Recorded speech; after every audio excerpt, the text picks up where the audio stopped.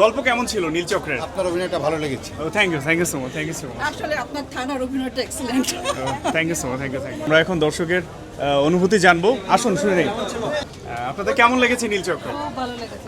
আমি মনে করছিলাম আমার ছেলেকে নিয়ে আসলে ভালো হতো। Thank you so much, thank you so much. গল্প কেমন ছিল নীলচক্রের? আপনার অভিনয়টা ভালো লেগেছে। Thank you so much, thank you so much, আসলে আপনার থানার অভিনয়টা excellent. Thank you so much, thank you.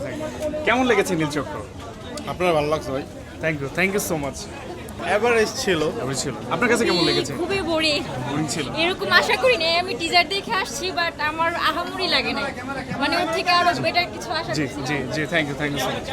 জি, আপনার কাছে জানতে চাই, অনেক ভালো লেগেছে, শিক্ষামূলক একটা ছবি।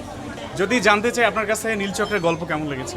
ভালো লেগেছে। এটা একটু গতানুগতিক সিনেমা থেকে বাইরে, আর সাইবার বুলিংটা একটা ইম্পর্টেন্ট এক ইস্যু আজকালকার দিনের জন্য, সেটাতে আপনার অভিনয় ভালো হয়েছে।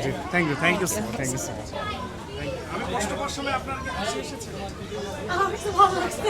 মেইন কথা আমাদের প্লটটা খুবই জোস লাগছে। অ্যাক্টিংটাও বেস্ট ছিল। প্রতিটা মানুষের প্রতিটা চরিত্র মানে আমি লিটারালি সব সকালে দেখে যে আমি নিজে উত্তরা থেকে ম্যাট্রিক করে আসছি।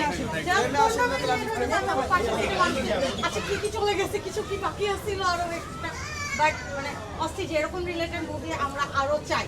আমার কাছে খুবই ভালো লাগছে, কারণ নিজের কাজের স্বীকৃতির জায়গায় যদি মানুষের এই লাইফ যে রিয়াকশনটা দেখতে পেলাম, যারা ভালো বলেছে, যারা গল্প নিয়ে কথা বলেছে, কেউ দু একজন একটু আমাদের কমপ্লেনও করেছে, এই সব কিছু মিলেই আসলে আমাদের সার্থকতা।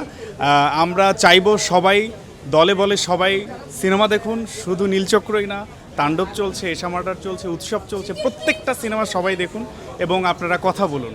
আজকে সিনেমার যদি অডিয়েন্স বেড়ে যায়, ইন ফিউচারে আমরা এরকম আরও ভালো ভালো সিনেমা বানাতে পারবো।